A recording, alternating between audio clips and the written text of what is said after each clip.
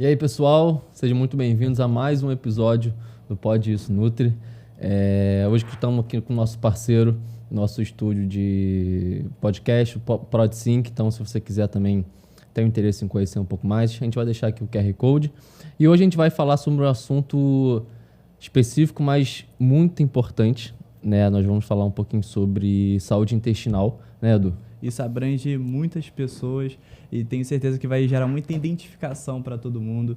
E estamos aqui com uma convidada especial, a Vânia, que ela é nutricionista, doutora e mestre em ciência aplicada e em produtos para a saúde, pós-graduada em nutrição clínica esportiva e fitoterapia funcional, fez MBA em gestão de pessoas e empreendedorismo pela PUC e é professora de pós-graduação das disciplinas de gastroenterologia funcional e saúde da mulher.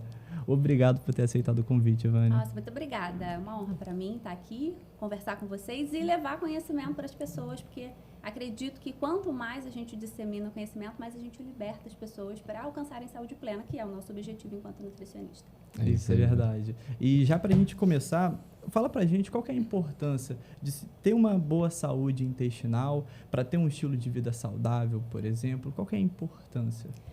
O intestino hoje, a gente sabe que ele funciona como um grande maestro metabólico, né? Então, tudo começa no intestino.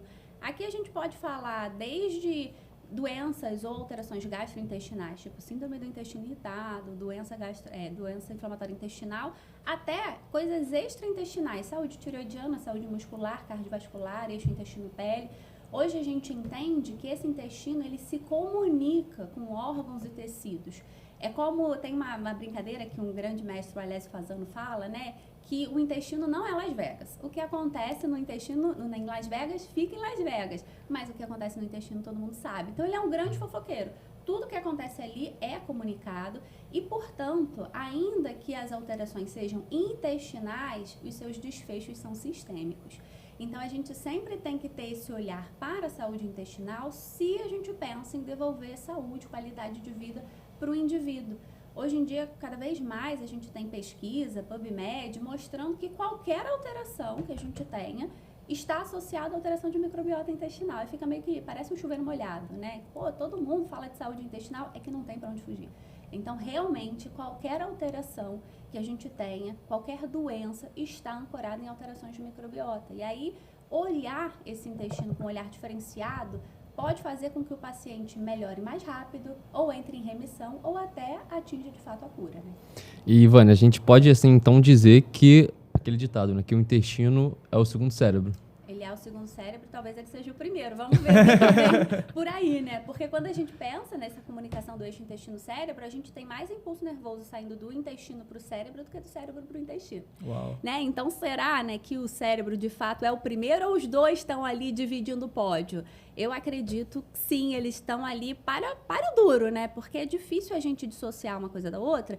E eu sempre falo para os meus pacientes, o todo é uma coisa só, né? Então, é um intestino e um cérebro que funcionam de maneira orquestrada, um comunicando o que está acontecendo no outro para que a gente consiga ter ali um funcionamento adequado, não só do intestino, mas também da nossa saúde mental, né? A nossa saúde mental está muito associada à saúde do intestino. E hoje em dia a gente tem uma epidemia de pessoas ansiosas, depressivas e uma população que envelhece, sendo mais suscetível à neurodegeneração. Então, eu preciso cuidar do intestino hoje se eu estiver pensando em saúde mental no longo prazo. É uma urgência, né? Não tem mais como a gente disfarçar que não importa. O que importa, né? Todas as pesquisas nos levam a um denominador comum, que é o intestino. Não, e ainda com esse eixo, né, cérebro-intestino, um caso pessoal meu, quando eu fico nervoso ou ansioso, o primeiro sinal que eu tenho é no intestino. É a dor de barriga. Isso. Então, tipo assim, eu lembro que na primeira vez que eu fui fazer esse podcast aqui, eu tava nervoso, tava ansioso e o bagulho não tava legal. Então, isso é muito interessante, né? E assim, a gente pode entrar nisso em diversos pontos, né? Eu estudei depois, eu fui atrás disso, porque eu acho interessante que quando o corpo ele entra, se eu estiver errado, você me corrija. Quando o corpo ele entra num estado de alerta, né, ou de ansiedade, ou sabe que vai acontecer algo, ele libera aquelas fezes que estão acumuladas de forma rápida para a gente estar pronto para por um momento de emergência ou algo do tipo. Realmente isso acontece, né? Depende muito do paciente. Essa comunicação do eixo intestino-cérebro existe de fato. Todas as vezes que a gente está nervoso, ansioso, a gente tem uma descarga muito grande de hormônio do estresse, adrenalina, noradrenalina, que pode alterar a motilidade gastrointestinal. Pacientes que tendem a ser mais diarreicos, com fezes mais soltas, eles usualmente cursam com um quadro diarreico, com urgência evacuatória. Então, ele tem que sair correndo para o banheiro. Tem outros pacientes, não, que são constipados crônicos. E aí não tem nada que aconteça na vida dele que faça esse intestino movimentar mais rápido, a não ser intervenção dietética, medicamentos, suplementações. Então, depende do paciente. O constipado crônico, ele geralmente não evolui dessa forma. Mas ele tem gases. Ele fica com gases, ele fica com distensão abdominal. Então, é aquele paciente que fala assim, Vânia, basta um pensamento. Não precisa estar acontecendo nada, né? Basta um pensamento, a sensação de medo, né? A sensação de que, caramba, como é que eu vou resolver isso? Que a barriga desse paciente distende. Porque tudo que está no nosso cérebro é comunicado para a víscera. E a víscera tem a sua percepção individual. E a partir daí ela manifesta sintoma. Ou de urgência evacuatória, ou de distensão, ou de gases, ou até de constipação. Tem paciente que em situações muito difíceis na vida dele, ele para de evacuar. Fica ali 7 dias sem evacuar, às vezes mais. É bem comum, né? Isso é bem característica do paciente com intestino irritado, né? Essa comunicação muito ruidosa do eixo intestino-cérebro. É como se o intestino falasse A, o cérebro entendesse Z, ninguém entendeu nada, e no meio está o paciente aí de sintoma. É bem característica do paciente com síndrome do intestino irritado. E o lado positivo é que quando tem a intervenção dietética, a melhora acaba sendo bem rápida e bem perceptível, que o paciente consegue notar, né? É porque às vezes até mesmo, assim, a prática clínica ensina muito, né, pra gente. Uma das coisas que eu sempre perguntava, por exemplo, na anamnese, era se o paciente tinha gases. Só que aí, gases as pessoas normalmente associam que, tô liberando a flatulência e tudo mais, é isso. Só que aí, tem muitas outras pacientes que têm uma produção alta de gases, só que não libera e tem realmente um estômago alto, fica realmente com o estômago mais estufado, como você mesmo mencionou, que acaba sendo também muito incômodo. Esse sintoma de distensão abdominal é o segundo sintoma mais relatado mundialmente quando a gente fala de desordens gastrointestinais. Então, a distensão abdominal, ela está presente, é um sintoma inespecífico, ela está presente em todas as alterações gastrointestinais que a gente fala. Hipocloridria, síndrome do intestino irritado, doença inflamatória intestinal, doença celíaca, supercrescimento bacteriano, supercrescimento fúngico, né? Intolerância à histamina. Então, a distensão e essa superprodução de gases, né? Porque uma coisa também não tem que estar seguida da outra. Tem paciente que a barriga só distende, fica com uma barriga tipo de grávida, mas ela não tem vontade de soltar pum. Isso é uma possibilidade, tá? Inclusive, é muito comum. E tem outro paciente que ele é realmente hiperfermentativo, né? Então, tudo que ele come fermenta. Bem característica de alteração de microbiota, aumento de alguns tipos de bactéria, famílias bacterianas no intestino, tipo o Filofirmicutes, associada a supercrescimento bacteriano. Então, a barriga dele parece uma escola de samba, né? Tá sempre produzindo gases, acaba ficando distendido. Tem paciente que, nesse quadro, ele acaba aumentando percepção de dor ou desconforto por conta de uma hipersensibilidade visceral e ele acaba soltando mais pum mesmo, né? Mas é importante a gente deixar claro que a produção de gases é característica do trato gastrointestinal. Ela não é um marcador de doença. A gente produz em torno de 4 litros de gases por dia. Esse é o normal, tá? Então, não é que você não possa soltar pum. Você pode, né? É característica mesmo do funcionamento gastrointestinal. Agora, se aquilo se torna incômodo, se esses gases têm um cheiro horroroso, aí a gente está entrando em outra seara da gastroenterologia, né? Aí, no caso, esse paciente tem que ser investigado. Que existe, né, uma fantasia coletiva de que a gente não vai produzir gases, aí a sua microbiota morreu, né? Porque a microbiota, como é que ela funciona? Você joga comida lá no tubo intestinal, no trato gastrointestinal, através da fermentação, ela vai produzir seus produtos finais, ácido graxo de cadeia curta, por exemplo, que são super importantes para o corpo, para o sistema como um todo. O processo de fermentação é um processo normal do trato gastrointestinal, inclusive importante na produção de ácido graxo de cadeia curta. O que não pode acontecer é aquilo se tornar muito incômodo, aquilo se tornar doloroso, aquilo se tornar assim, cara, tá demais, é o dia todo, né? Não tem um minuto que eu não solte gases. Ou aqueles gases que têm um cheiro cheiro horroroso, carniça, né? Porque aí é um grupo de bactérias específico agindo ali. Esse paciente tem que ser tratado, né? Porque não dá para entrar no banheiro e interditar o banheiro. Não dá para você ser uma bola de gás, soltando gás e todo mundo morrendo ao seu lado, como se fosse gás de pimenta. Não pode, né? Isso a gente tem que tratar. E esses gases, Vânia, eles precisam ser liberados? Precisam ser liberados, porque senão, geralmente, o paciente sente dor, né? Uhum. Desconforto. Não tem gente que vai parar no hospital que está com dor no coração, nas costas, não sei onde, aí fala, não, é só gases, toma Luftal. Né? Então, precisa ser liberado, porque gera desconforto quando você prende, sabe? O problema é que a gente trabalha, a gente passa o dia na rua, né? Então, não tem como a gente soltar gases o tempo todo. E nem dá para, toda vez eu vou no banheiro. Imagina, né? Se é um paciente que produz gás demais, ele vai passar o dia trabalhando dentro do banheiro, não tem outra oportunidade para ele. Né? Aí é difícil. E assim, Vânia, como é que a gente consegue, a partir de alguns sinais clínicos, ou de gases, ou de fezes, ou outros sinais clínicos em geral, saber se o nosso intestino está saudável ou não está saudável? A primeira coisa que a gente tem que deixar claro é que saúde gastrointestinal é muito mais do que evacuar todos os dias. Então, tem alguns pacientes que falam assim, não, meu intestino é ótimo, eu vou no banheiro 3, 4 vezes ao dia.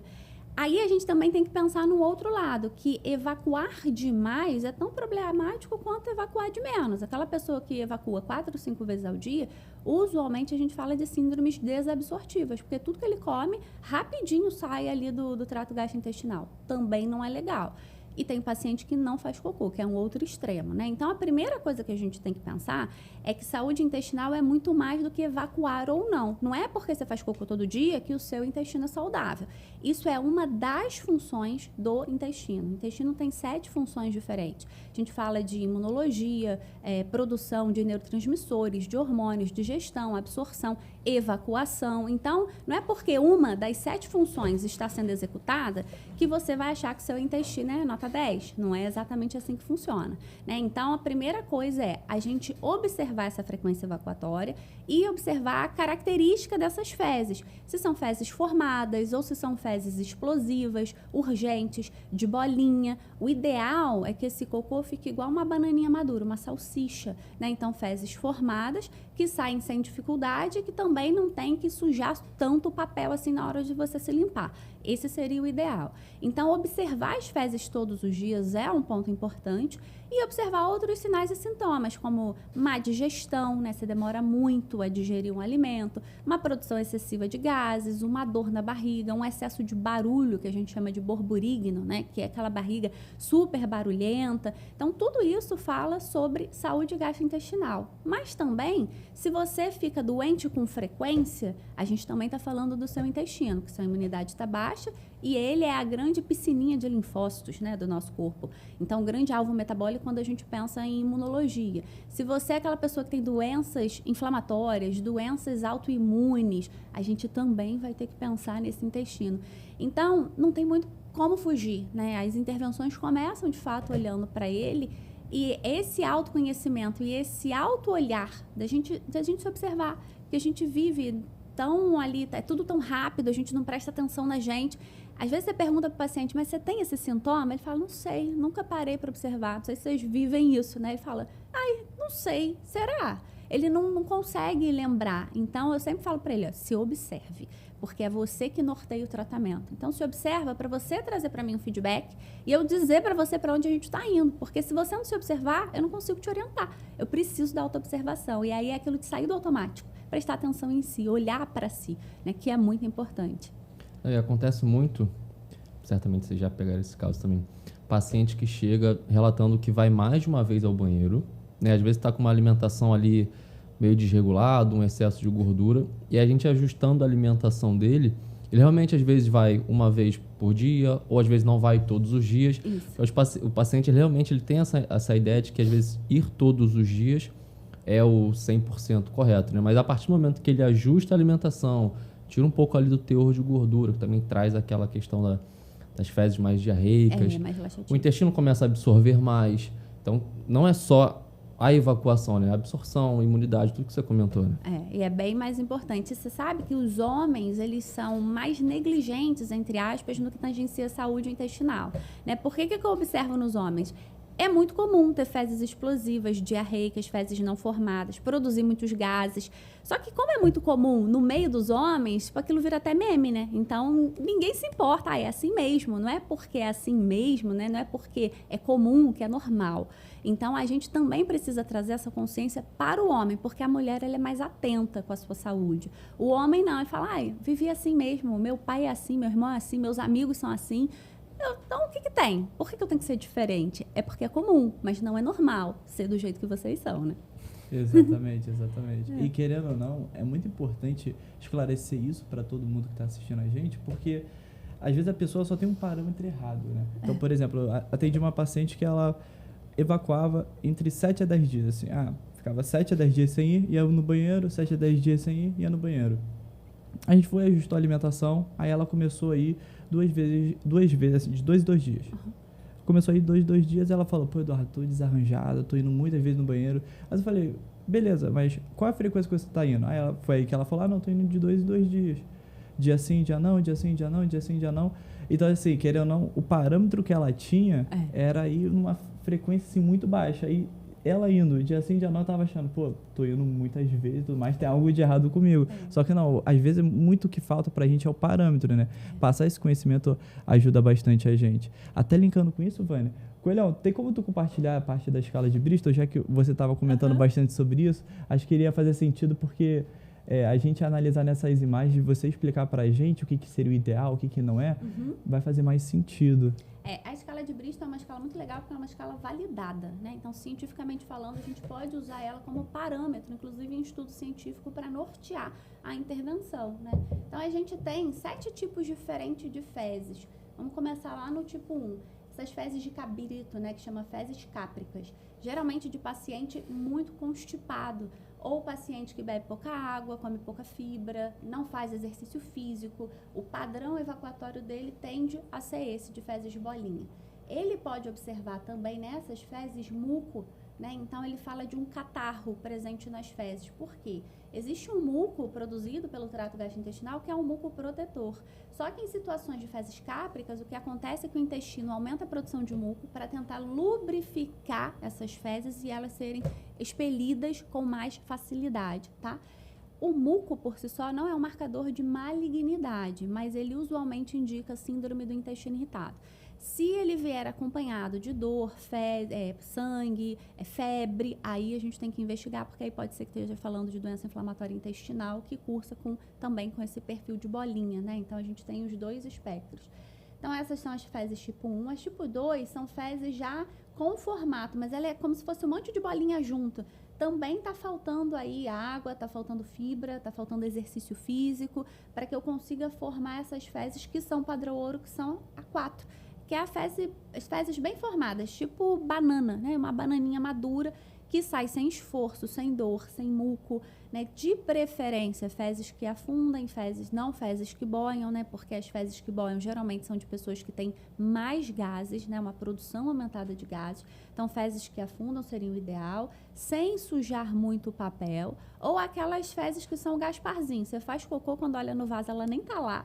Ela não suja o papel, aí você fala assim, ué, gente, fiz cocô ou não fiz? Eu pensava que acontecia só comigo isso daí. Que ótimo. Esse é o padrão ouro do ouro, né? O gasparzinho. E é muito engraçado o Gasparzinho, porque vocês são mais novos do que eu. Acho que vocês não viram o Gasparzinho, né? Isso é da minha infância. O Fantasminha Camarada. Não, eu não assisti, não. Depois eu vou mandar uma foto pra vocês do Gasparzinho. Não, eu sei que eu tenho que mudar minhas piadas. Por isso daí, mas assistir o filme eu nunca assisti, não. E aí depois a gente tem as fezes que vão para um perfil mais diarreico. Fezes em pedaços, mal formadas, né? Ou até o tipo 7, que são fezes mais aquosas, diarreicas, urgentes, geralmente com cheiro ruim. Ou ali ele está falando de uma gastroenterite, ou a gente está falando de uma doença inflamatória, ou a gente está falando, por exemplo, de um supercrescimento bacteriano que pode gerar essas fezes urgentes, mal cheirosas, né? E é legal a gente avaliar se esse paciente sente dor ou desconforto associado ao hábito evacuatório, porque tem pessoas que sentem dor antes de evacuar ou após evacuar. Isso é um marcador de intestino irritado, né? Então, sentir dor para fazer cocô não é normal. tá? Porque eu tenho alguns pacientes que, especialmente mulheres, né, que elas falam assim, ué, mas não é assim que funciona? Não sente dor antes de evacuar ou após evacuar? Não, não sente dor antes nem após. Isso é coisa de intestino irritado, tá? Ele faz mesmo isso. Mas a gente consegue, através de nutrição, suplemento, mitigar esse sintoma e você para de sentir esse desconforto próximo ao horário de evacuar, tá? Então, nosso padrão ouro é o tipo 4, fezes, bananinha madura. E em relação às dores, independente se ela tá constipada ou se tá diarreico. Independente, Para o paciente com intestino irritado, né? Como é que a gente diagnostica intestino irritado? Não tem um exame, tá? Então, se alguém te falou que, eu fiz esse exame para ver se você tem intestino irritado. Mentira, não existe, tá? É uma doença funcional. E como é que a gente dá esse diagnóstico? A gente tira outras possibilidades. Então, no primeiro momento, a gente exclui outras possibilidades, como doença inflamatória intestinal, como doença celíaca, supercrescimento bacteriano. Se você não fechar diagnóstico para essas primeiras alterações, a gente vai ver se você está dentro dos critérios diagnósticos de Roma 4, que são critérios clínicos. Então, esse paciente tem que ter dor ou desconforto associado ao hábito evacuatório ou mudança do padrão das fezes. E essa alteração tem que estar presente pelo menos 3 vezes na semana nos últimos 6 meses. Então, não é algo que acontece de vez em quando. Aconteceu um dia. Não, é algo que frequentemente acontece com aquele paciente. Por isso que até é mais difícil, né, da gente conseguir esse diagnóstico, né? Muita gente tem intestino irritado e não sabe que tem intestino irritado. Porque acaba que fica naquilo, será que eu estou tratando, né? Já que não tem o tal do exame, que é o sonho de consumo dos pacientes. Tem um exame para diagnosticar? Não tem um exame para diagnosticar. Tem escutativa do corpo de saúde, né, que atende essa pessoa, para que a gente consiga, através da queixa do paciente, entender o que a gente está tratando e o que a gente tem que procurar. Então, excluir outras possibilidades e depois disso a gente coloca você dentro do critério de Roma para a gente ver se você de fato tem síndrome do intestino irritado. Legal. E assim, Vânia, hoje em dia com a informação muito se fala sobre o glúten, né? Infelizmente, em alguns lugares de forma correta, outros de forma equivocada. Realmente, o glúten, explica pra gente até que ponto ele pode ser um vilão.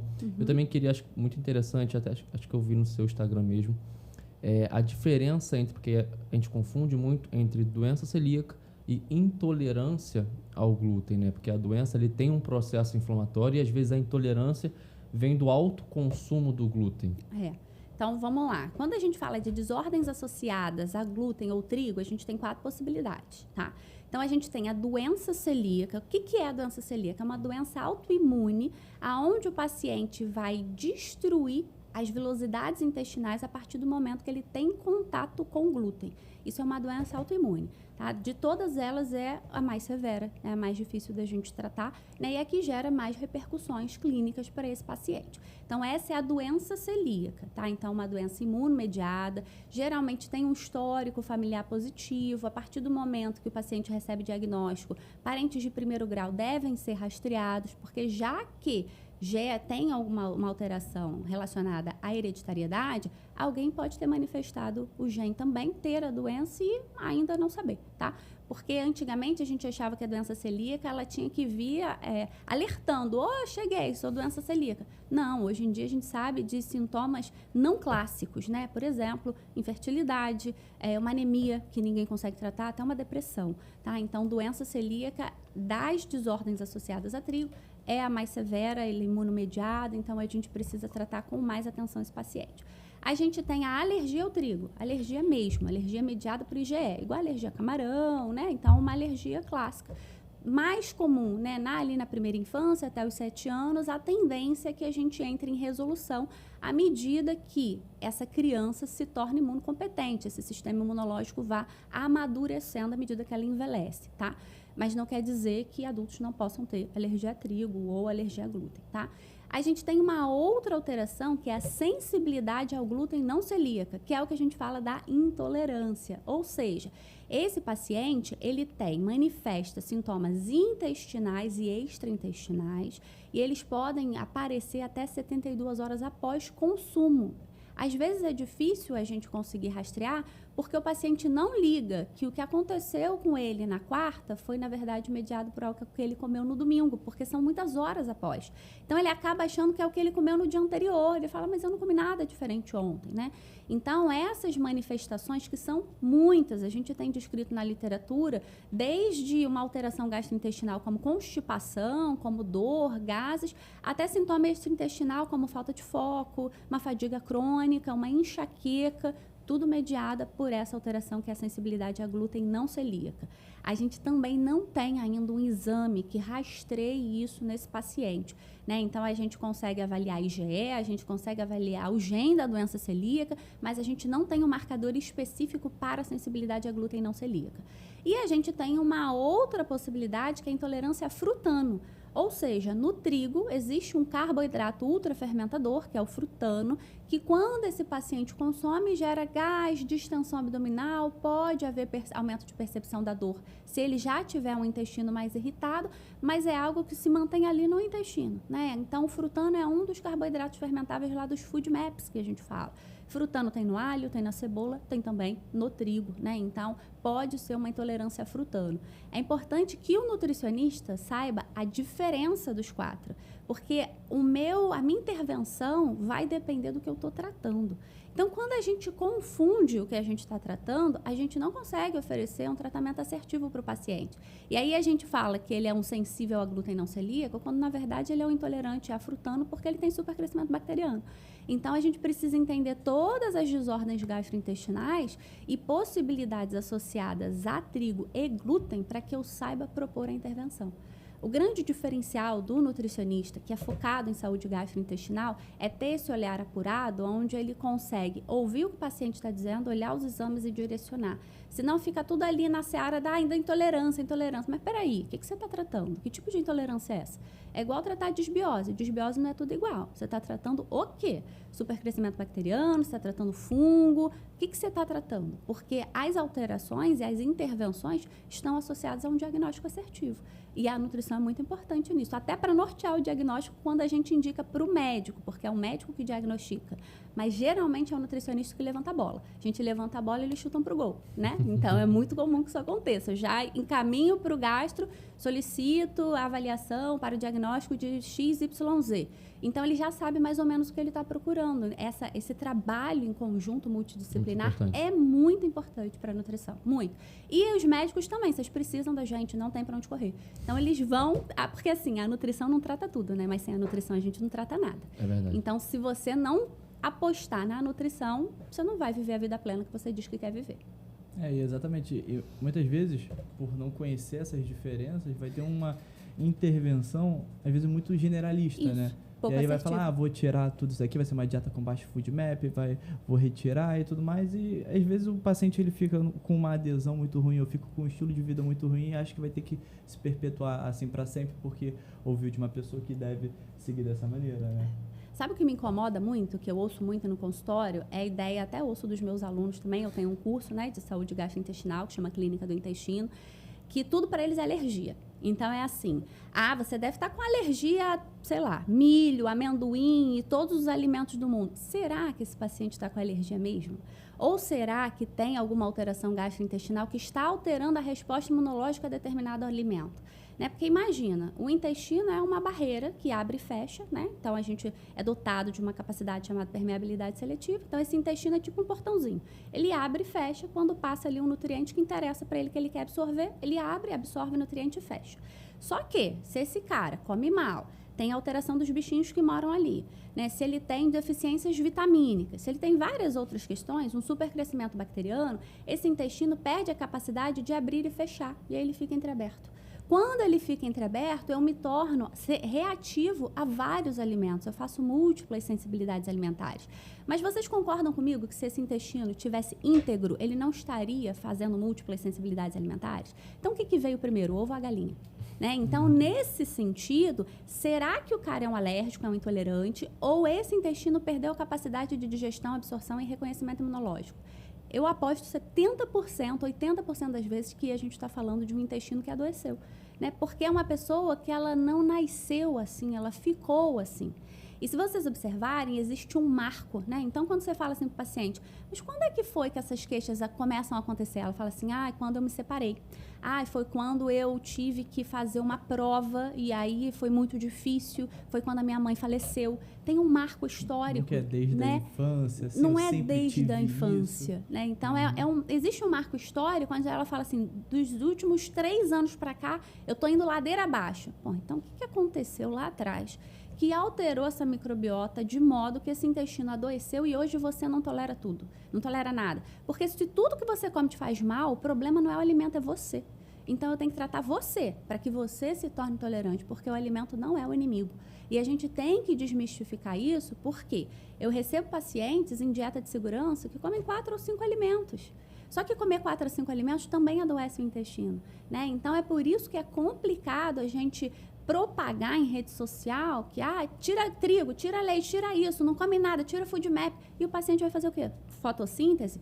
Aí ele chega no nosso consultório comendo frango, batata, cenoura e chuchu. Porque ele fala assim, não, isso aqui eu não passo mal, vou comer só isso. Só que essa microbiota está cada vez mais doente, mais sacrificada, não tem nutriente para ela. E o paciente fica cada vez pior, né? Então, não só do glúten, né, que tem todas aquelas alterações que eu falei lá no início, mas todos os outros alimentos, a gente tem que ter um olhar mais compreensivo, né? É o intestino que adoeceu ou o problema é mesmo o alimento, né? Mas voltando, lembrei, né, que você perguntou do glúten, será que é um problema para todo mundo? Aí depende, né? Se você tem intolerância, né, sensibilidade a glúten não celíaca, se você é celíaco, se você é intolerante a frutano, se você é alérgico, para você é um problema. Para a maior parte da população, pode ser que não seja. Isso não quer dizer que você tem que comer todo dia. Por quê? Uma coisa é você consumir uma vez a cada 15 dias, né, uma vez na semana. Outra coisa é você consumir 3 vezes ao dia. Não tem justificativa para comer trigo 3 vezes ao dia, né? Então, não faz bem nem para mim, nem para você, nem para ninguém. A gente pode fazer ele pode pertencer a uma alimentação saudável? Se for um bom pãozinho de fermentação natural, né, com um bom acompanhamento, é aquilo que eu sempre falo para o meu paciente. Consumir bisnaguinha com mortadela é a mesma coisa que comer um pão de fermentação natural com ovinho, com cúrcuma e abacate? Não, completamente diferente. Né? Então, a combinação importa, o tipo do trigo utilizado importa, se é fermentação natural ou não importa, a frequência de consumo importa, o horário que você come importa.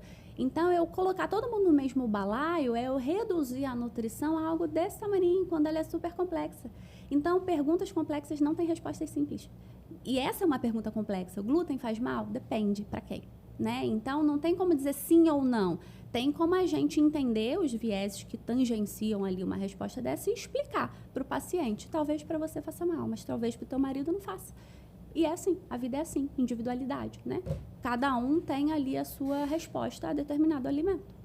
Isso é algo muito aparente, porque a gente conseguiu observar isso com a minha noiva há pouco tempo. E ela, justamente como você mesmo comentou, questões intestinais e extraintestinais, né? Uhum. Então, uma coisa que ela tinha muito era enxaqueca. Realmente isso era algo muito aparente. E que realmente mudou, assim, completamente depois que descobriu que, por exemplo, teve a questão do glúten, essa sensibilidade ao glúten. A outra questão que ela sentia muito era a falta de ar, por conta de muito estufamento. Exatamente, muita falta de ar. Aí ela sempre achava assim, não, tô com uma ansiedade muito alta, Ela achava que estava até chegou a suspeitar, assim, foi no médico e tal, o médico falou que ela estava com suspeita de crise de pânico e tudo mais. Só que depois de ter a gente feito essa eliminação do glúten, ela não teve mais nada disso, mudou completamente, mas ela passou, assim, boa parte da vida dela achando que era o normal dela, assim, era o natural dela. A gente se acostuma, até com o que é ruim. Até né? o que é ruim. A gente se acostuma Exatamente. com o que é bom e com o que é ruim. Se você vive assim há 15 anos, você fala, eu sou assim mesmo. E aí é isso, né? Eu sou assim mesmo, normalizou e você já nem presta atenção. Você nem acredita na possibilidade de viver de outra forma, porque você é assim mesmo, né? A gente normalizou. E essa questão, você até me deu um gap para entrar na pergunta que eu anotei. Dessa questão da gente se acostuma, até a nossa microbiota, ela também se acostuma, né? Um paciente que às vezes tem a rotina de comer muito ultraprocessado, então fast food e tudo mais, a microbiota ela se acostuma com isso e ela pede cada vez mais. Na verdade, a microbiota, a microbiota ela é super mutável, né? A depender do que você está dando para ela, ela vai mudar na sua composição e complexidade e diversidade. Uma microbiota saudável é complexa e diversa, né? Então, quando eu falo do intestino, é como se fosse a floresta amazônica. Vários tipos de bactéria em diversas concentrações, várias famílias bacterianas, mas eu só consigo isso quando eu dou a ela o que ela gosta de comer. O que ela gosta de comer? Fibra e composto fenólico, né? Então, ela gosta de legume, verdura, fruta, chá, temperinhos naturais, né? Então, é isso que faz essa microbiota ser saudável. Aí, se você pega uma pessoa, por exemplo, que come cada vez mais ultraprocessado, açúcar, farináceo, essa microbiota vai empobrecendo, né? Então, ela, ao invés de estar igual a floresta amazônica, ela fica parecendo ali o jardim da casa da sua avó. Tem 3 plantinhas. Só que essas 3 plantinhas não conseguem conferir saúde ao hospedeiro, né? Que somos nós. Porque ela não consegue produzir as coisas que a gente precisa. Porque a microbiota é muito importante na produção de várias coisas, desde síntese de vitaminas até mediadores que controlam o nosso humor, né? Então, essa microbiota empobrecida, ela pode gerar uma alteração de saciedade, aí esse cara quer comer mais, né? E a gente conhece os efeitos relacionados ao eixo de dopamina quando a gente fala de alimento ultraprocessado, ultrapalatável, né? Alimento gostoso, alimento calórico. Quanto mais eu como isso, mais eu quero comer. E a microbiota, que tem 3 espécies ali, tá? Coitado, pela hora da morte, ela se acostuma com esse pouco de diversidade. Isso para ela é muito nocivo, muito nocivo. Mas a boa notícia é que ela facilmente consegue mudar. É só você dar o combustível certo para ela, né? Então, ali, a partir de 3 dias, a gente já vê uma mudança, né, nessa composição microbiana. Quando eu recoloco legume, verdura, fruta, chá, né? Assim, se eu pudesse dar uma recomendação mundial, é coma verdura. Coma verdura e legume, porque é realmente isso que muda o jogo para a composição microbiana. E quanto? 500 gramas ao dia. Entre legumes, verduras e fruta, 500 gramas ao dia, numa pessoa da minha idade, com 35, por exemplo, pode adicionar mais de 10 anos na minha longevidade. Existem estudos grandes falando sobre isso. Uma coisa simples, né, que a gente pode colocar ali, simples e barato, porque legume, verdura e fruta é bem mais barato que ultraprocessado, né? Então, a gente colocar isso na microbiota faz com que ela pare de alterar o eixo de saciedade, né? Faz com que ela pare de pedir tanto ultraprocessado. No final das contas, aquela ideia, né, que o nutricionista fala e as pessoas acham que é meme, que a gente se acostuma, que a gente gosta, que a gente sente falta. É verdade, a gente sente falta de comer legume e verdura quando você tem o hábito de comer legume e verdura, né? Então, você faz aquela viagem comendo um monte de porcaria. Depois do 10º dia, você tá, pelo amor de Deus, preciso voltar, não aguento mais comer tanta porcaria. Preciso comer um prato de salada. Seu corpo começa a pedir. É verdade isso, né? É verdade esse bilhete. E os benefícios são sistemáticos, não é só no intestino, né? Disposição, tudo. No treino, saciedade, no sono. Isso influencia em tudo. Tudo muda. Essa é a dica de ouro, né? Coma legume e verdura. Eu falo isso para todo mundo. E pacientes que chegam lá e falam, não gosto. Como é que você... Tem que comer. Adulto faz o que tem que ser feito, né? Então, eu já alinho esse discurso no Instagram, porque esse Quando o paciente entra em contato, né? Ele já está sabendo que eu sou essa pessoa, né? Assim, eu não tenho como negociar isso. Tem coisas que são inegociáveis. Isso é uma delas, né? Então, a gente precisa aprender a comer, né? Se você não teve o hábito de comer na primeira infância, então a gente vai fazer a introdução alimentar no adulto, mas a gente vai ter que comer, né? Mesmo que você fale assim, eu não como uma grande variedade, você vai comer o que você consegue comer, mas você precisa comer. O que não dá é para você não comer nada de legume, verdura e fruta, porque aí a gente nunca vai ter saúde. Então, a gente tem que fazer uma escolha, sabe? Eu só atendo adulto, não atendo criança. Por quê? Porque eu gosto de autorresponsabilidade, né? Eu posso ser um norte para você, eu posso iluminar o caminho, mas quem caminha é você. Só que você tem que estar disposto a caminhar. Eu não posso fazer por você o que você tem que fazer. Então, eu já falo isso logo lá nas redes sociais para não chegar um paciente desavisado. Eu não gosto, e agora eu vou tomar probiótico? Vai aprender a gostar, vai aprender a comer, né? Então, a gente tem que ter autorresponsabilidade para que a gente consiga os resultados que a gente diz que quer. Senão a gente diz que quer um resultado, mas não faz nada para chegar até lá. Então, você não quer. Essa é a verdade. Você não quer. Porque quando a gente quer, a madrugada vira dia, né? Então, se você quer saúde gastrointestinal, você vai aprender a comer. E aí você muda a forma de preparo. Talvez você não goste de crua, mas você gosta de cozida. Talvez você goste num soufflé, você gosta de uma sopa, mas você não gosta dela em purê, né? Então, a gente tem que apresentar diversas formas diferentes do mesmo alimento e apresentar várias vezes, até que o cérebro dê o veredito de gosto ou não gosto. Porque a gente tem aquela ideia de, ai, verde, aí bota assim, não gostei. Não, não é assim, você tem que provar, você tem que comer, você tem que engolir. Então, a gente demora até 15 vezes para o cérebro identificar se esse paladar eu gosto ou não. Aquela coisa de, eu provei uma vez, quando fez sol naquele dia, eu não gostei. Não, tem que comer de novo. E de novo, e de novo, e de novo, até que você me diga que, realmente eu não gosto. Você não precisa gostar de tudo. Eu, por exemplo, não gosto de maçã, mas eu gosto de todas as outras frutas. Então, não faz a menor diferença eu não gostar de maçã. Mas alguma coisa você tem que comer, né, gente? Porque não dá pra gente ser um Peter Pan de 35 anos, né? Quem faz o que gosta é criança, adulto faz o que tem que ser feito. E parece papo de podcast, de rede social, é que não é, né? A gente criou ali uma geração que acaba sendo mais infantilizada. E aí, quando chega no consultório, um adulto de 35, 40 anos que não quer fazer o básico, cara, é difícil negociar com ele. Na verdade, eu não negocio, né? Então, isso aqui é o que você tem que fazer, você tem uma escolha. Se você quer melhorar, você faz. Se você quiser continuar com o que você tem, aí você fica assim.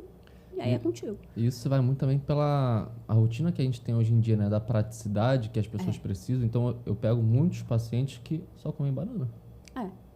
Mas o trabalho de comer banana é o mesmo trabalho de comer uva, né? Porque qual é a diferença? Até mais fácil. Pra mim é até mais fácil. Qual é a Não tem que dificuldade de descascar. comer uva? É só pegar ali os baguinhos e ir comendo, né? Então, maçã também.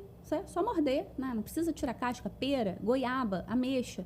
Então, na verdade, o que falta na vida das pessoas são duas coisas, disciplina e planejamento.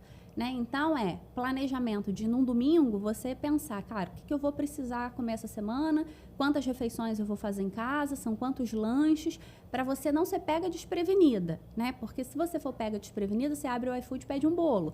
Mas, se no domingo você fala assim, não, são 5 lanches, então eu preciso de 5 frutas, você consegue comprar sem desperdício. Que aí tem aquele que fala, mas aí estraga. Então, compra 5. Compra 5 bananas, compra 3 bananas, 2 ameixas e 1 goiaba. Pronto, resolveu o problema. Né? Então, a primeira coisa é o planejamento, é você ter esse olhar macrossômico da sua semana para identificar o que você precisa ter. Né? E o segundo é a disciplina, de continuar fazendo mesmo quando você acorda cansada. Continuar indo à academia mesmo quando você queria dormir mais um pouquinho. É comer salada mesmo quando você queria comer pizza. Né? Mas isso parte novamente de escolhas. Né, escolhas de adultos, porque quem toma decisão é adulto, criança não toma decisão. Então, eu sempre falo para o meu paciente, escolha a sua vida. Escolher mesmo, é ser responsável por aquilo, é bater no peito e falar, essa responsabilidade é minha e eu vou dar conta dela. Né? Então, se a gente tiver planejamento e disciplina, a gente chega a qualquer lugar. Né? Não tem nada que esteja na nossa frente que a gente não consiga alcançar. Eu conheço gente que não sabia comer tangerina. Eu não vou falar o nome dele, porque o coelho não sabia comer tangerina. Vai estar gravado isso. Mas não sabia. Então, assim, é uma brincadeira, mas é muito comum. É, né, muito. Eu tenho paciente que me manda como é que descasca abacate. Tipo, só, né? Como é que descasca abacate? Pega, passa a faca que ele abre. É bem simples. Ela, mas eu não sei como que descasca abacate. Então, vamos aprender. E vamos aprender para você conseguir consumir, né? Que é uma delícia, tá perdendo a beça quem não come abacate. É muito gostoso. Exatamente. E como você mesmo falou, já tem a orientação ali. Basta o paciente tomar a iniciativa para fazer aquilo que tem que ser feito. E é essa questão. Eu, por exemplo, tem muitos, vamos supor, beterraba, cenoura cozida, não gosto, mas pega uma cenoura, por exemplo, assada, eu acho uma delícia, eu gosto muito. Até essa manipulação de temperos naturais. Então, muitas vezes o paciente não gosta, não é porque ele experimentou todas as formas, assim, de todas as formas de preparo, com todos os temperos, não, às vezes nem chegou perto disso. Chegou. Não gosto porque é verde. É assim, não gosto porque é verde. Não fui muito bem com a cara desse daí. Brócolis, feio, não gosto, cheiro ruim, né? E aí ele já nem se dá o benefício da dúvida de provar, né? Mas isso que você falou, por exemplo, meu marido só come cenoura ralada, ele não come cenoura cozida, né? Então, se eu fizer qualquer preparação com cenoura cozida, ele não vai comer. Mas se tiver numa salada, para ele é tranquilo, né? Inclusive, eu faço introdução alimentar nele, porque ele é o adulto que não quer comer legume e verdura, mas eu coloco lá, sou perseverante, né? Até fiz um quadro no meu Instagram, que é o que tem no prato do Renato, que aí a gente coloca as comidas, ele vai provando. Já provou quiabo, já provou tudo que vocês imaginam, e agora a alimentação dele está muito melhor do que quando a gente se conheceu, que era o cara do ultraprocessado, da salsicha, do embutido, né? Pensa. Embutido com nutricionista, não dá, né? Falei, acabou o milho, acabou a pipoca. Então fica até uma dica, né? Pra quem não sabe por onde começar, Já tem um quadro. Já tem o quadro para vocês verem, exatamente. E até mesmo entrando até nessa parte de intervenção, às vezes os pacientes, as pessoas como um todo, olham para... vou no mercado, eu não estou com uma flora intestinal muito boa, eu vou tomar, por exemplo, aqueles Yakult que são vendidos, essas porções. Isso, de fato, acaba ajudando ou não? O que você... Pouco, né? Assim, porque ali tem mais açúcar do que a bactéria que a gente precisa. Né? Então, quando a gente fala de modular esse ambiente intestinal, novamente a gente cai na ideia da alimentação saudável. Não é probiótico, não é Yakult, né? Porque quando a gente fala de reposição desses bichinhos, é o topo de uma pirâmide, a cereja de um bolo, mas ninguém faz bolo de cereja. Então, se eu quero mudar a microbiota intestinal, eu vou ter que fazer escolhas alimentares melhores e exercício físico, né? Então, exercício físico, modulação do estresse, sono de qualidade e comer adequadamente são os grandes moduladores do microbioma intestinal. Não é o Yakult, não é o probiótico, mas é claro que a gente pode usar, por exemplo, um kefir em alguns pacientes. Sim, é uma boa opção.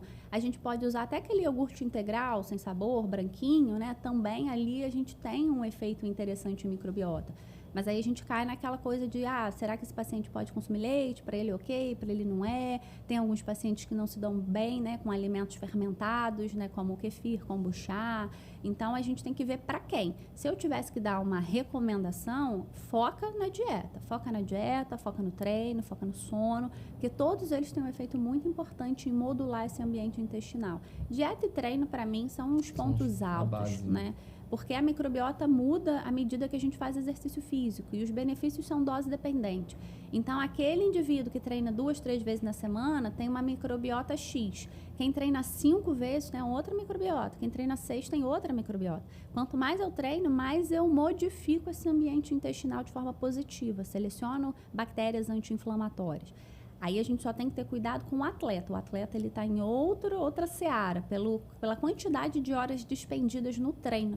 Mas grande parte dos nossos pacientes são desportistas, né? Não são atletas, de fato. Vai treinar ali 1 hora, 1h30 por dia, maravilha.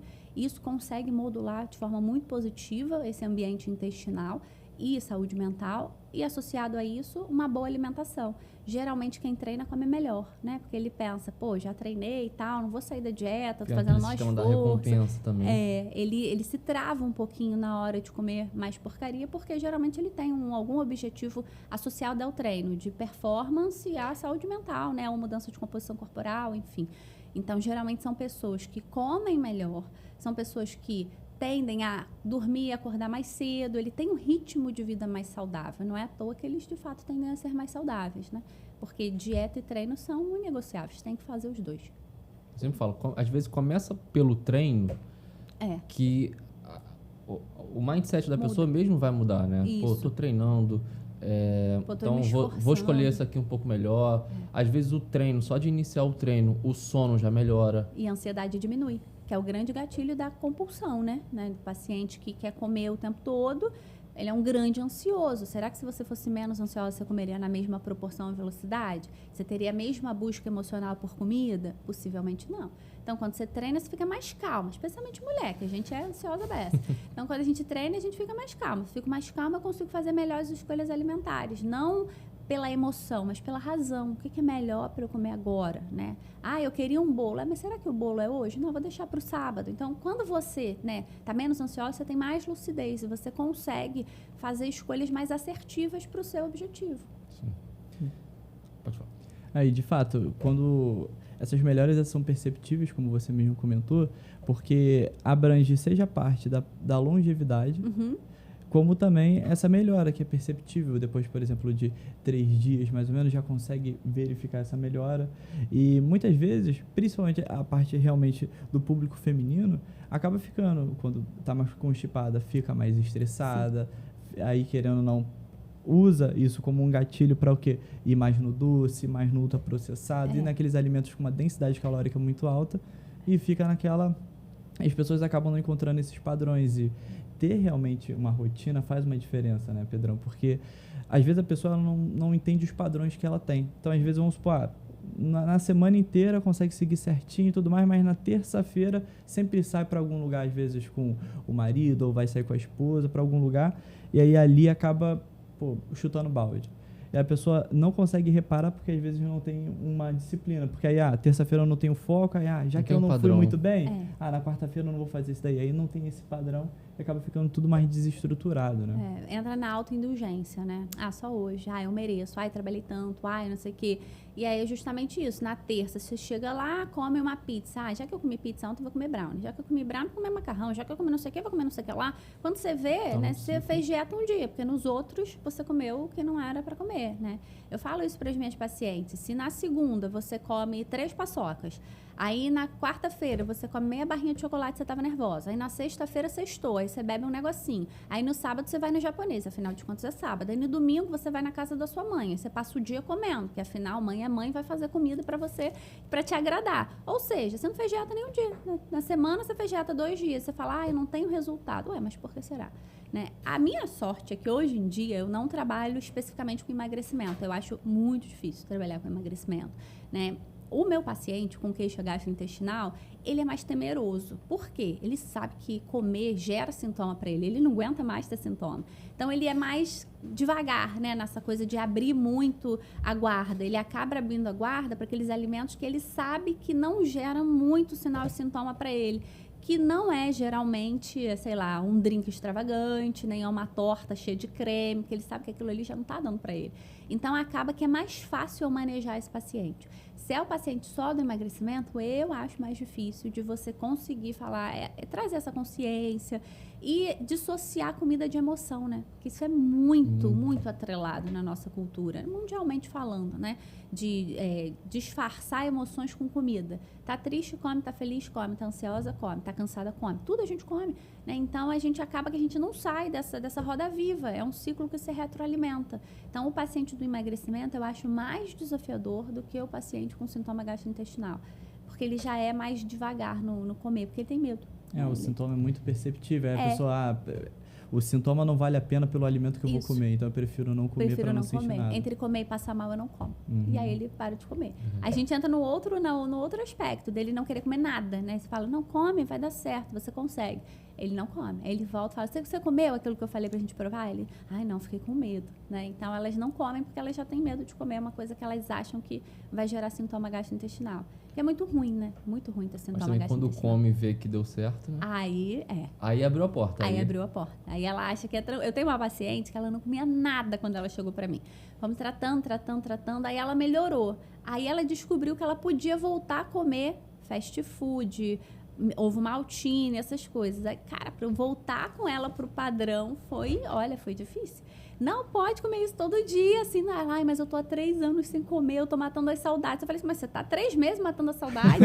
Né? Não tem como, né? O tempo todo comendo o que não deve. Aí a microbiota vai ficar ruim de novo, a gente vai voltar lá para aquele ponto inicial, que você me conheceu lá, e Deus me livre. Eu falei, então, a gente tem que, né, colocar ali de forma moderada, esporádica, eventual e não regular, né? Porque às vezes acaba sendo um excesso de exceção. Eu uma vez, a minha mãe tinha feito uma batata frita numa sexta-feira. Aí eu falei, pô, mãe, vai fazer batata frita de novo e tudo mais? Ela, não, eu só fiz semana passada. Só que no dia anterior ela tinha comido uma outra fritura. Aí na quarta-feira tinha sido pastel. Na terça tinha sido sorvete. De fato, era uma vez só na semana. Só que uma vez na semana, cada coisinha é o excesso de exceções que acaba prejudicando a pessoa às vezes nem nota, né? E até puxando o que o Edu falou também na questão do estresse, com a constipação. Hoje a gente às vezes fala, fulano tá enfesada. A gente automaticamente, às vezes, já faz essa relação, mesmo que ela não esteja ali com constipação ou com algum tipo de questão intestinal, a gente já faz essa relação. Fulano tá estressado, tá enfesada. Qual é a importância da saúde mental relacionada ao intestino, né? Isso influencia demais em tudo. Muito. É uma via bidirecional, né? Os dois se comunicam. Então, como eu falei, o intestino manda mais estímulo para o cérebro do que ao contrário. E o intestino se comunica com o cérebro em muitas vias diferentes. São 7 vias já documentadas. Então, a gente tem citocinas inflamatórias, produção de neurotransmissor, tem um principal comunicante que chama nervo vago, né? Então, Todos os estímulos ali do intestino são levados a nível central. O cérebro faz uma leitura disso e responde, né, com a liberação de hormônios, de neurotransmissores. Então, é o dia todo essa conversa, né? Só que a gente tem que garantir que seja uma comunicação harmoniosa, não um telefone sem fio, onde a mensagem começa de um jeito e termina de outra forma, que é geralmente isso que acontece. Então, por exemplo, num paciente que ele é constipado crônico, aquele cocô está ali há muito tempo. Fermenta muito, muitos gases, altera a microbiota, altera os produtos que a microbiota vai produzir, diminui a produção de serotonina, né? Então, acaba que o cérebro percebe esse ambiente como mais estressado. E aí você fica ali mais raivoso, mais estressado, né? Mais reativo, e você acaba manifestando isso na lida com as pessoas, né? Se você tem um intestino mais saudável, você vai produzir mais 5-HTP, que é o precursor da serotonina, que é aquele hormônio do bem-estar. Você regula melhor vias dopaminérgicas, né? Você é menos inflamado. Então, você tem menos distensão abdominal, que o paciente distendido fica irritado, porque incomoda. Você bota uma roupa de manhã que ela não cabe no final da tarde, né? Então, todas essas alterações gastrointestinais alteram muito o humor. E tratar esse intestino para que eu seja um ser humano feliz é muito importante, né? E claro, né, que as nossas escolhas, o ambiente que a gente está inserido, né, as pessoas que a gente tem contato todo dia, também retroalimentam a saúde intestinal. Hoje em dia a gente tem alguns estudos bacanas falando, por exemplo, de se você é uma pessoa muito medrosa, se você é uma pessoa raivosa, se você é uma pessoa com pensamentos negativos, a sua saúde intestinal é pior. Assim como se você tem relações tóxicas. Você diminui a complexidade e a diversidade bacteriana no intestino. Então, lembra que a gente tem que ter uma floresta amazônica na barriga e não o quintal da nossa avó com 3 plantinhas. Então, se eu tenho relações que acabam impactando muito na minha percepção de estresse e eu aumento a expressão, por exemplo, de cortisol, hormônio do estresse, eu sacrifico os bichinhos que vivem no meu intestino. No longo prazo, eu me torno cada vez mais irritada, temerosa, nervosa. Então, as nossas relações sociais também são importantes para a saúde intestinal. O intestino não é o que você come, o intestino é o que você faz. Tudo que você faz, todos os dias, importa. Da hora que você acorda, você fuma ou não, você faz atividade física ou não, você come bem ou não, você tem manejo do estresse ou não, quais são as pessoas que estão ao seu redor. O intestino é suscetível a tudo. E por isso que às vezes é difícil estudá-lo, né? Assim, eu pegar um único fator e isolar. Especialmente em humano. Em rato é fácil, né? Mas em humano é muito difícil. Como é que eu controlo a emoção de um ser humano, né? Como é que eu padronizo 100% dietas, hábitos, né, de vida? É muito difícil. A população é muito heterogênea, muito diferente. Então é difícil eu padronizar. Mas tudo que você faz ao longo do dia vai impactar na sua saúde intestinal. Por isso que no consultório a gente fala assim, olha, você tem que ter um hobby, vai ler um livro, vai fazer meditação, vou te mandar para psicóloga, né? Então, hoje em dia, eu tenho outras formas, né, de tentar melhorar a saúde dessa pessoa, desde óleo essencial até leitura, porque tudo que ela faz vai impactar na saúde desse intestino. E se o nosso papel é devolver saúde gastrointestinal, eu tenho que ter um olhar 360 para esse paciente, e não um olhar ultra focado só no intestino. É porque se ele influencia praticamente diversos outros fatores, se a gente também ajustar outros fatores, também automaticamente ajusta o nosso intestino. É uma via de mão dupla, né? Exatamente. E de nada adianta, tá tudo ajustado na alimentação, mas como você mesmo falou, tá com muito estresse, não tem nenhum hobby, não faz atividade física, tá com o sono completamente desregulado, e aí uma coisa só também não vai sustentar todos esses fatores. Então precisa ter essa harmonia como um todo. E aí as pessoas falam assim, mas eu já tomei probiótico e não funcionou. Vocês já ouviram isso? Tomei probiótico e não funcionou. Mas e o resto? Você fez? Tampando sol com a peneira.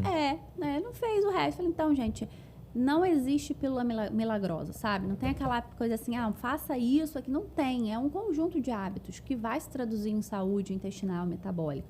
Não adianta só esse suplemento. Ninguém está vindo te salvar.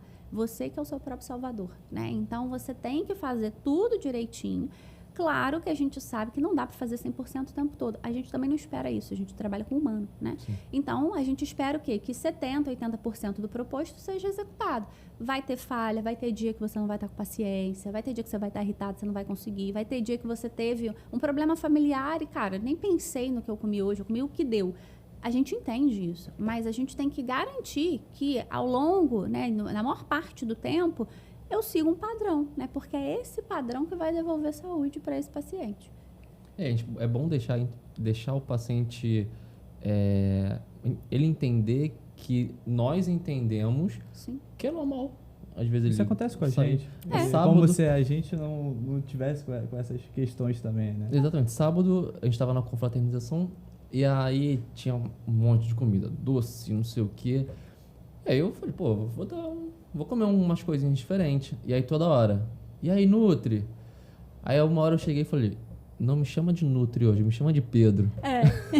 Deixa eu comer um tiramisu aqui, que hoje eu vou me permitir um pouquinho disso. Né? Eu falo que eu tenho um alter ego, que é a Marcela advogada, né? E aí, quando eu tô em festa, eu falo assim, não, hoje é a Marcela, né? A nutricionista não vê, então não fica. E aí, Nutri, vai comer? Me deixa, né? Porque eu sou igual a você, né? Eu não sou diferente porque eu sou nutricionista, né? A minha escolha não faz de mim um ser humano, um extraterrestre, né? Então, eu também vou gostar de comer um tiramisu, eu também gosto de pizza, eu também vou a churrasco.